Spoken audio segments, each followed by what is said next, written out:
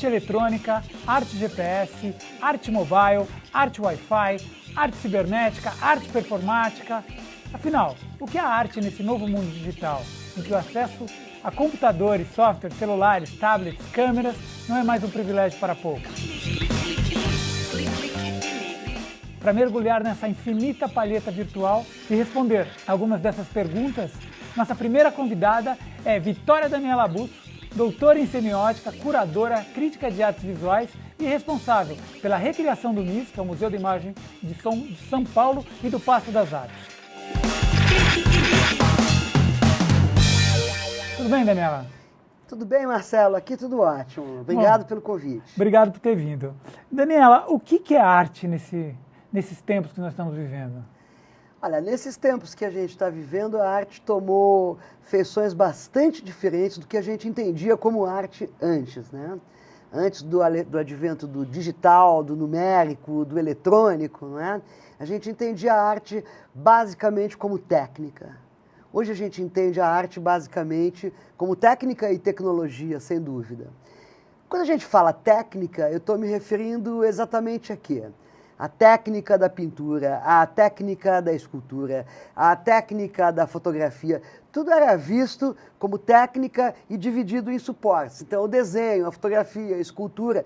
Mais tarde, a partir dos anos 60, a instalação, o objeto com a arte conceitual. Verdade é que a arte vem numa evolução de um século, quase um século e 20 anos, mais ou menos, né? Desde os 1900, ou da Revolução Industrial, né? Onde toda a questão da arte, que era, antes da Revolução Industrial, como representar o mundo real, como é que eu transformo o que eu vejo no mundo real, as coisas, as casas, a arquitetura, as paisagens, como é que eu transformo isso em representação? Então eles desenhavam, eles pintavam, até o momento em que surgiu a fotografia. A fotografia liberou o artista da época de ter que representar o mundo real, porque a foto já fazia esse papel, ok?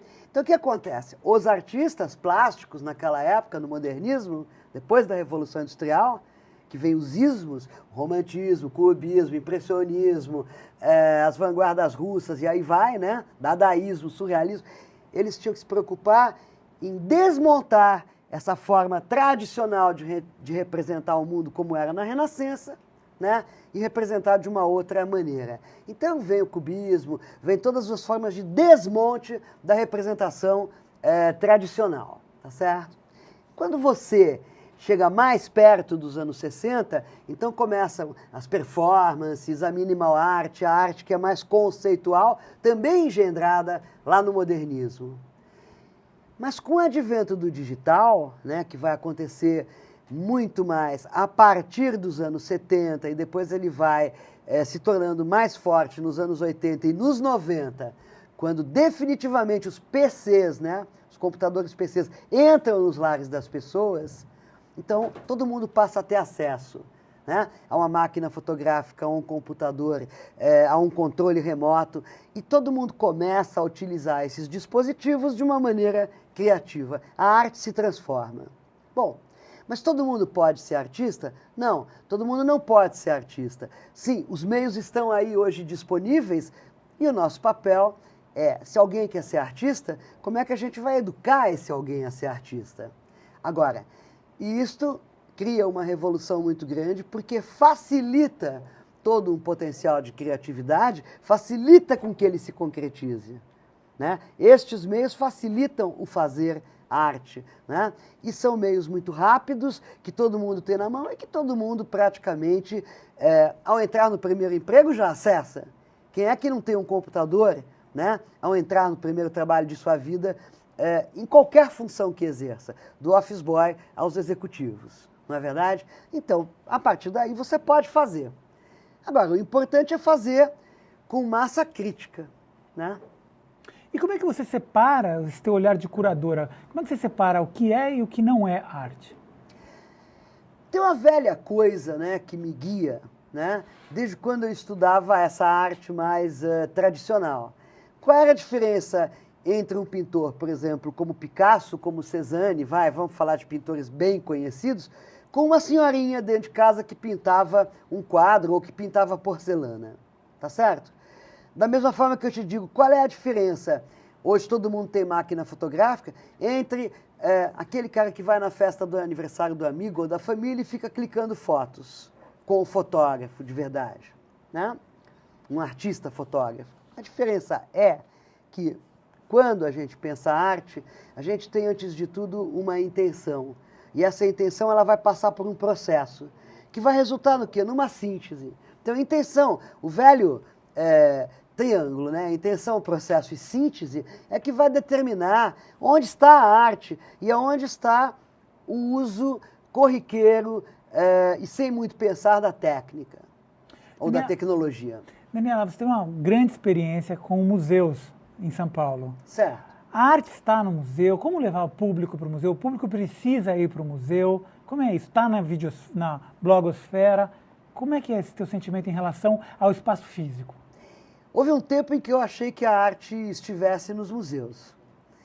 Mas hoje existe toda uma articulação de grupos que atuam de forma independente, que não querem e não precisam mais estar nas instituições culturais e que entendem que a arte tem que ter outros rumos que não os patrocínios e os editais e os rumos institucionais das políticas públicas, né? Então, assim, eles não vão negar as suas apresentações em museus se os museus realmente os apoiarem e puderem representá-los de uma forma digna. Mas, se os museus não puderem, que é o que acontece na maior parte das vezes, a política pública, ela praticamente aplica, né, o artista, ela dá um aplique no artista. Como assim? Como assim? Ela faz mais valia do artista, a política pública, né? Esse é um problema muito grave, né? Enfim, isso acontece muito, todo mundo quer comissionar o artista a fazer uma coisa de forma barata, né? Barata, mas que resulte em visibilidade, né, para quem está por trás das políticas públicas. O que, na verdade, eu não acho muito justo.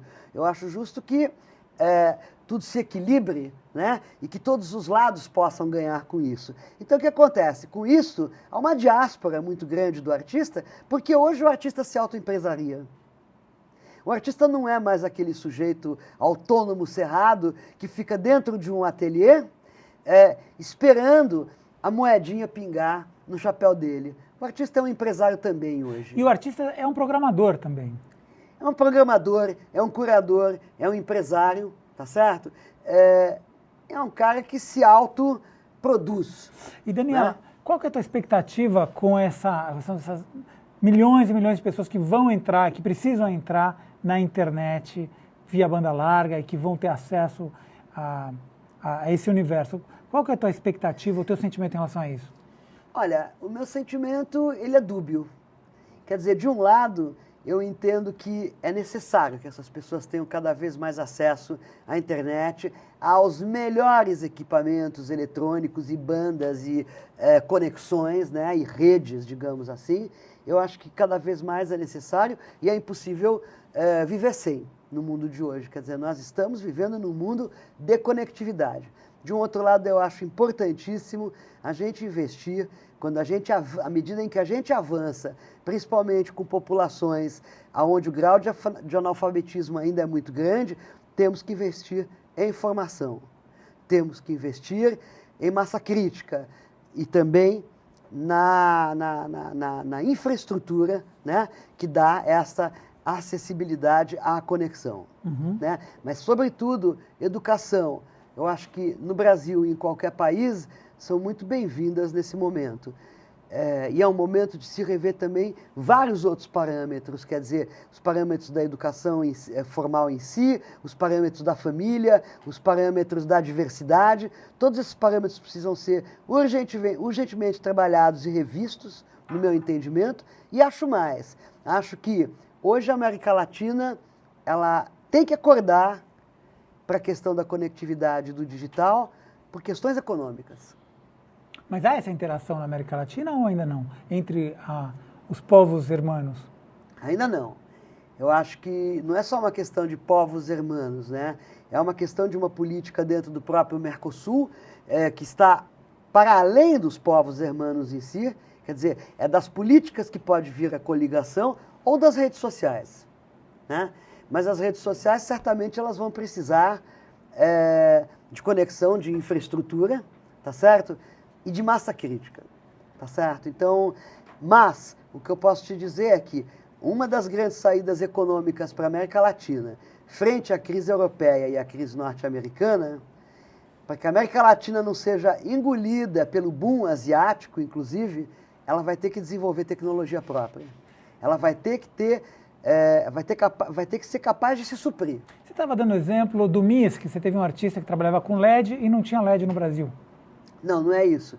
É um artista argentino chamado Léo Nunes, que fez parte de uma exposição que eu recém-montei no MIS, chamada Perceptum Mutantes, quer dizer, a percepção em mutação, né? Que trouxe um trabalho em LED com o qual você, público, podia interagir. Então, ele estava dentro de uma sala e, na medida em que você chegava e movimentava o seu corpo frente ao LED, um sensor captava a sua presença e a imagem que se formava pelo LED mudava. Mas essa era uma tecnologia barata. E por trás disso, era um discurso do artista argentino, portanto latino-americano, de como a tecnologia chega para nós tarde, cara e já defasada. Para nós, América Latina. É o mesmo no Brasil, enfim, que se estende para a América Latina. Quer dizer, nós precisamos começar a exigir, digamos assim, melhores condições de trabalho com a tecnologia nesse sentido. A arte no Brasil, ela já é política? Ou ainda você sente que a arte pela arte? Principalmente em arte e tecnologia. As instalações, elas são mais lúdicas, sensoriais, ou você percebe um impacto político nessas obras? Há poucas vertentes de impacto político, tanto nas obras tecnológicas quanto nas não tecnológicas.